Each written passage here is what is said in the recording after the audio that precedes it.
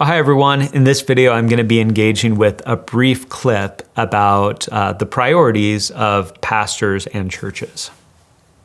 I think there's a certain righteousness in me that has led me sometimes to say, every time you, pastor, sit down and write a blog that nobody has asked you to write, is one elderly lady in the congregation who remains unvisited.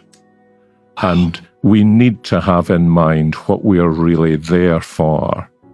We're not there for the general public knowing what we think about every, last topic under the sun. But we are there to minister to God's people. I think that this is well said and interesting. Even as I'm doing this video, this is a little bit interesting and saying like, all right, has anybody asked me to do this? I think because of the fact that we're living in a world where we're aware of things going on all over the place, and because we at least have the sense that, hey, it's possible I could put something out on the internet, I could do a video, I could do a blog post like he's talking about, and it potentially could impact somebody out, over in Germany or, New York City. It could go out broadly, that there now is this calling to do this. And I think that I'll start with like pastors. For pastors, first and foremost, there's the calling to the congregation that God has given us to say, all right, that these are the people that I am obligated to. I'm not obligated to every person that wants me to do a video or say something about something or do a sermon about something. I have a responsibility, of course, first and foremost to Jesus, but then I have a responsibility to minister to the people who God has placed me around during this time. And so I think that there can be a sense of getting priorities wrong. And even the thing you said, writing a blog post that nobody's asked me to.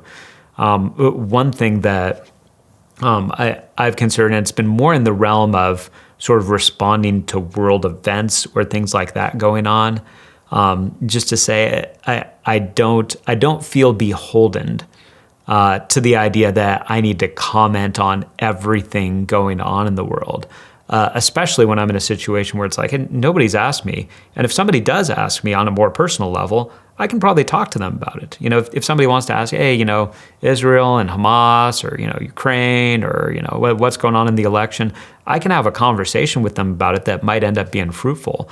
But I'm not being broadly asked by the world to comment on all of these world events.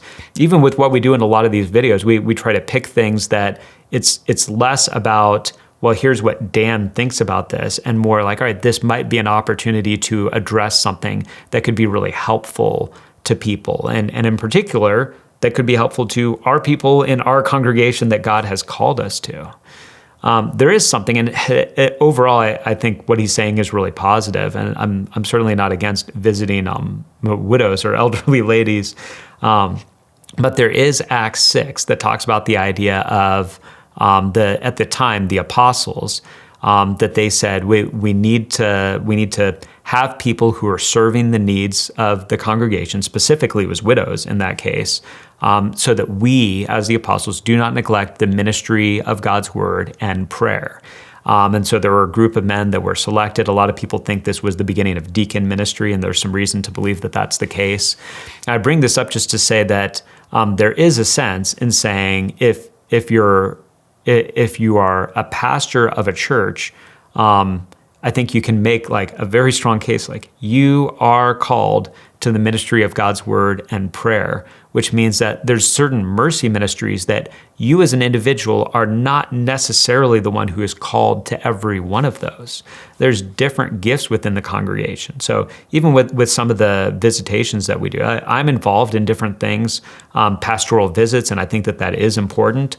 But a lot of what we've tried to do at our church is cultivate a whole bunch of gifted people using their gifts in this way, and also to communicate to our congregation, getting a visit from a gifted member of our church that's there to help show mercy, that is not second best from getting a visit from a pastor. I'm not on some like elevated level in all of this, nor are any of our pastors. So that's not the bigger point that he's making. I think the bigger point that he's making is very good. And I think that this does then apply to all of us, because with the advent, especially of social media, we all sort of have the impression that our audience is awaiting us. And I better comment on this, or I better change my status, or I better like this thing, or I better share this, because if I don't share this, I'm sort of not on the right team for sharing these things.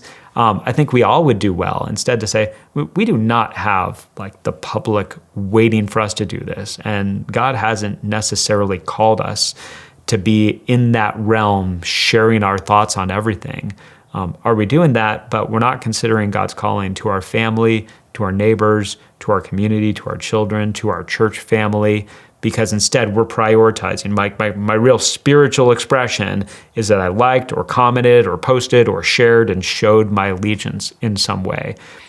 I think we have a skewed perspective of how important that stuff is and how far that goes in affecting things. Whereas if we just ask the question, what is God calling me to in the place that he's put me, we'll probably be doing work and ministry that's going to be a lot more fruitful for the long term.